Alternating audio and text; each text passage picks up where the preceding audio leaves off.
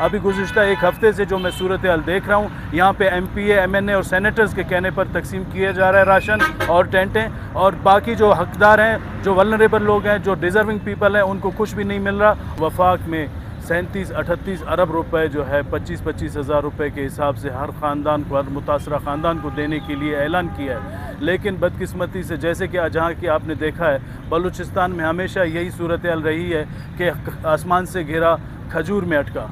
बिस्मिल्लाहिर्रहमानिर्रहीम। मैं सबसे पहले आपके चैनल का शुक्रिया अदा करता हूँ कि आपने इस कौमी सानिया के टाइम पर कवरेज देने की कोशिश की है, आवाम की आवाज़ को ऐवान बाला तक पहुँचाने की कोशिश की है। जहाँ तक आप इस कैंप और यहाँ पे जमा होने वाले चंदा की बात करते हैं, अल्हम्दुलिल्लाह आवाम में शऊर है, आवाम में इस तूफ़ानी कैफियत की दुख और तकलीफ़ को सहने और बर्दाश्त करने की क़ुव्वत है। जहाँ तक आप अगर इसकी कंपैरिजन गवर्नमेंट ऑफ बलूचिस्तान के साथ करें और नीचे ग्राउंड पे पिसी हुई आवाम के साथ आप अगर उसका मुआवजना करेंगे, तो आवाम बनिस्बत गवर्नमेंट ऑफ बलूचिस्तान के अच्छा रिस्पॉन्स कर रही है। आज आप देखें कि बदकिस्मती से जैसे कि हाजी साहब ने फरमाया कि Pakistan People's Party chairman Bilawal Bhutto Zardari और प्रेसिडेंट आसिफ अली ज़रदारी साहब के हुक्म के मुताबिक अपनी मदद आपके तहत जहाँ पर आवाम की खिदमत करने की कोशिश कर रही है, लोगों को रिलीफ देने की।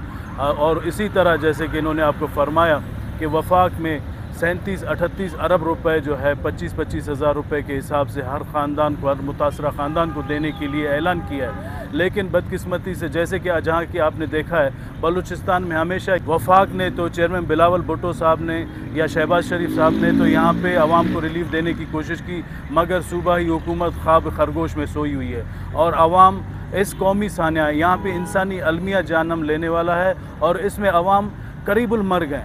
किस वजह से? इनको अभी तूफ़ान तो टल चुका है, लेकिन तूफ़ान के बाद की जो कैफियत हैं, जैसे कि ज़लज़ले के बाद आफ्टर शॉक्स आते हैं, मैं ये कहता हूँ कि इस एपिडेमिक के बाद भी एक तूफ़ानी कैफियत है और इसके आफ्टर शॉक्स अभी आ रहे हैं कि लोग हैज़ा, पानी ना मिलने, साफ़ पानी पीने का ना मिलने की वजह से, राशन ना मिलने की वजह से, बिस्तरे ना मिलने की वजह से अब आवाम मरती जा रही है और स्टेटिस्टिक्स को छुपाया जा रहा है। जहाँ तक ये कहते हैं कि 1000 लोग मरे, मैं नहीं मानता। मैं ये समझता हूँ कम से कम 3 से 4 हज़ार लोग तो सिर्फ़ और सिर्फ बलूचिस्तान में शहीद हुए हैं और इसके अलावा मज़ीद एक इंसानी अलमिया जन्म लेने वाला है। बलूचिस्तान के आउटस्कर्ट्स में, बलूचिस्तान के दूसरे अजला में जो आवाम की हालत है, सूबाई हुकूमत की जो ख्वाब खरगोश है, ये बहुत बड़ा ज़मीन और आसमान का फ़र्क है और इसमें आवाम को करीबुल मर्ग किया हुआ है। इसीलिए पार्टी की हमारी सीनियर क़यादत हाजी अली मदद साहब, रोज़ी खान काकर, चंगेज़ जमाली, सरबुल जोगेज़ई, मैं इमरान बंगुलज़ई, तमाम पार्टी की जो सिस्टम है, हम लगे हुए हैं कि आवाम को अपनी मदद आपके तहत रिलीफ पहुँचा कर, रेस्क्यू करके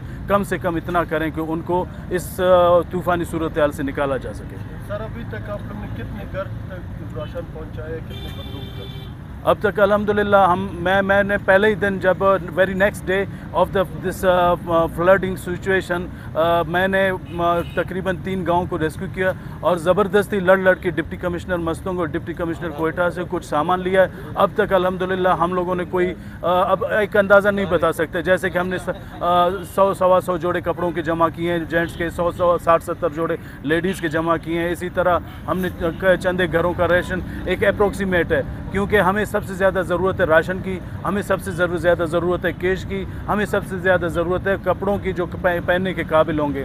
क्योंकि जो ये सैलाब आया है, मैं बोलान, मेरे ख्याल से सलमान उस दिन आप भी बोलान में थे, नूरुल्लाह बुगटी साहब भी थे, जो आपने देखा कि नदी नालों में लोगों के एक जूता पड़ा था, सैलाब में बह जाने वाले कपड़े थे। मुमकिन है वो सैलाब घरों को उड़ा के लेकर गए और मुमकिन है उसी सैलाब की नज़र वो लोग हो गए हैं कि इसकी प्रेशर से लोगों के कपड़े भी उतरे हैं। वहाँ पे आपने बदबू भी महसूस की, वल्लाह उलम के वो फिर जानवर बने, वो भी इमलाक थी, उनकी बदबू थी या इंसानी बदबू थी जो खड्डे खामों में पड़े हुए थे। मैं ये कहता हूँ गवर्नमेंट से, फिर मैं अपील करता हूँ प्रोविंशियल गवर्नमेंट से, खुदारा होश के नाखुन लें। और अभी मैं अपने सीनियर दोस्तों के साथ मशवरा करूँगा, कल भी हमारी मीटिंग थी, हमने ये रखा कि मैं फोर्स करता हूँ चीफ सेक्रेटरी साहब को और कमिश्नर कोयटा को कि सिर्फ यहाँ के बैठे हुए MPA MNAs के कहने पर यहाँ पे अकरबा परवरी ना करें। कम से कम इस सूरत हाल का एहसास करते हुए क़यामत खेज़ तूफ़ान में आप एक मुश्तरका कमेटी बनाएं तमाम पार्टियों के सीनियर क़यादत को ऑन बोर्ड लेकर उनकी कमेटी बनाए और सबकी मुशावरत से यहाँ पे तकसीम किया जाए। अभी गुज़िश्ता एक हफ़्ते से जो मैं सूरत हाल देख रहा हूँ, यहाँ पे MPA, MNA और सेनेटर्स के कहने पर तकसीम किया जा रहा है राशन और टेंटें, और बाकी जो हकदार हैं, जो वल्नरेबल लोग हैं, जो डिज़र्विंग पीपल हैं, उनको कुछ भी नहीं मिल रहा। और जो हम पार्टी के लोग हैं, हमारी सुनवाई नहीं हो रही। हाजी अली मदद जतक की सुनवाई नहीं हो रही, इमरान बंगुल्ज़ई की सुनवाई नहीं हो रही, जो उसका जो घर गिरा है उसकी क्या सुनवाई होगी। लिहाजा मैं आपके चैनल के थ्रू चीफ सेक्रेटरी बलूचिस्तान से ये अपील करता हूँ कि इस डिस्ट्रीब्यूशन में, इस खैरात चैरिटी में तमाम पार्टियों को, तमाम यहाँ के नोटेबल्स को ऑन बोर्ड लिया जाए। साहब, जितने बिजनेसमैन लोग हैं, जितने सरमाएदार लोग हैं, उसको क्या पैगाम देना चाहते हैं?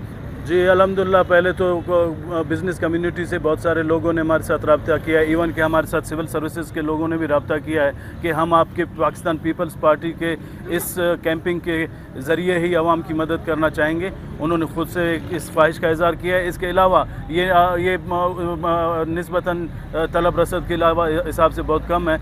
इस लिहाजा हम बिज़नेस कम्युनिटी से अपील करते हैं कि ये तूफ़ान हम सब के ऊपर था। ये एक फ्लश फ्लड था जो पूरे पाकिस्तान में था। हम आप भी इस ख़तरे से दो चार थे। अल्लाह की मेहरबानी हुई जो आप हम बचे हैं, लेकिन खुदारा उनका एहसास करें, ये महसूस करें कि जिनकी अमलाक ज़ाया हुई हैं, जिनके माल मवेशी मरे हैं और जिनके प्यारे शहीद हुए हैं, उनकी क्या हालत है। जिनके जिस्म पर एक जोड़ा कपड़े के सिवा कुछ भी नहीं है, उनका बिस्तरा, उनके बर्तन, उनके अमलाक सब कुछ चले गए। लिहाजा उनके लिए मदद करने के लिए बढ़ चढ़ कर हिस्सा लें। ये सवाब दारें हैं।